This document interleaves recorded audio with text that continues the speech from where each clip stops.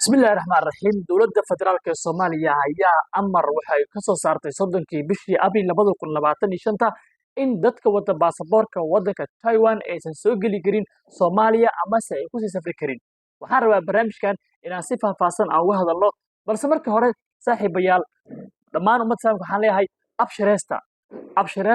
abshiresta waa taas saakay Tel عاصمة وطنك إسرائيل يهودا دب أي إلهي قصلي ما شاء الله إسرائيل دب آدم جدا إلهي هذا الدم أي كسر عليا وأنا لبعتدي أي كل شيء مبدأ إسلام يعني إن بله أي كثير أين إلهي أيك أيومانتا كشدي الحمد لله الله أكبر وهي هي نعطيه تامر كورس فلان فيديو كلايك صار ما شفت تري عرفتنا كم تيجي نقول ذاك waxaan rabaa inaan qodobkani Soomaaliland aan ka hadalno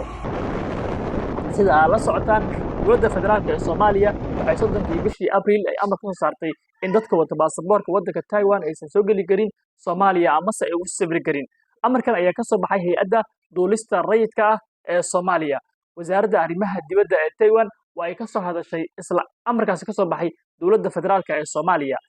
isla markiiba dowladda Taiwan iyo maamulka Soomaaliland waxa ay codsi waxaan rabaa inaan kelmadda sida ay macno u leedahay dhahno dowladda isla markiiba waxaa war ka soo baxay codsi ah maamulada Taiwan iyo Soomaaliland kaas oo ay si wada jir ah ugu direen wadamada adduunka iyaga oo ka codsanaya in Soomaaliya ay ku cadaadiyaan inay ka laabato amarkani ka soo baxay ee ah in dadka wada baasaboorka wadanka Taiwan aysan ku safri karin Soomaaliya dhinaca kale Shiinaha ayaa isagana si buuxda u bogaadiyay warkan ka soo yeeray ee Soomaaliya wuxuuna sheegay in ay Soomaaliya ku saxan tahay waxa ay sameysay talaabadan ay Soomaaliya qaaday ayaa muujinaysa awoodda Soomaaliya ay ku leedahay dhanka diblomaasiyadda arrimaha dibadda ah xayiraadda safarka ma aha mid kaliya sharciyad balse waa talaabo ay Soomaaliya adduunka ku tusinaysa awoodda ay ku leedahay dhanka diblomaasiyadda ama arrimaha dibadda amarka dowladda federaalka Soomaaliya ka soo baxay waxa uu tusaale cad u yahay sida ay u shaqeynayso awoodda buuxda ee diblomaasiyad ee Soomaaliya iyada oo ay kaashanaysa xeerarka caalamiga ah iyo maamulidda hawada Muqdisho waxa ay si rasmi ah go'aankani uga soo saartay dhammaan dadka wata baasaboorka wadankaasi Taiwan inaysan soo geli karin ama se ay uga sii safri karin oo aysan transit ku mari karin magaalada Muqdisho ama Soomaaliya talaabadan ayaa sidoo kale si degdeg ah u bedeshay fikraddii laga qabay Soomaaliya iyo Somaliland awoodda xadidan ee Somaliland haddaba intay la egtahay marka Somaliland marka la dhaho xagee bay la egtahay awooddeeda xadidan inkasta Somaliland ay leedahay maamul u gaar ah dhanka amniga iyo dimuqraadiyiinta doorashooyin qof iyo cod ah ay markasta ay qabsadaan aan lagu muransaneyn haddana waxay Somaliland arintani u tahay dabarjab iyo weli inay ka tirsan tahay ama ay hoos imaanayso maamulka Soomaaliya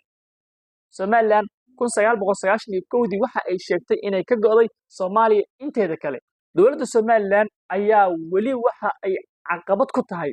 hoos joogitaanka Soomaaliya oo ay sheegtay inay ka go'day sanadii 1991 walow weli aysan helin aqoonsi caalami ah haddaba sidee adig kula tahay arintani hadda Soomaaliya ka soo yeertay ee ah in xayiraad rasmi ah la saaro dadka ku safraya baasaboorka wadankaasi Taiwan ee soo galaya Soomaaliya annagoo og in Taiwan ay xafiis hore ugu ogolaatay Hargeysa inay ku yeelato labada maamulna ay wada shaqeyn yeeshaan wada shaqeyntoodii waxa muddaa hadda inuu meeshaasi ka sii baxayo maadaama Taiwan ay sheegtay in dadkeedu aysan u safri karin Soomaaliya maadaama aysan haysan damaanad buuxda ay ku tagi karaan Soomaaliya Somaliland ay damaanad qaadi karin dadka reer Taiwan marka Taiwan waxay hadda muddaa in dadkeedii ay xadiday maadaama shaqaalihii ka joogay Hargeysa dhammaantood hadda aysan soo laaban karin waxa ay Taiwan sheegtay in ay ka fiirsanayso tigitaanka Soomaaliya waxayna Taiwan codsatay Soomaaliya in ay ka laabato arintani Somaliland culays daleeg ayuu ku keeni karaa go'aanka Taiwan iyo midka Soomaaliya adiga say kula tahay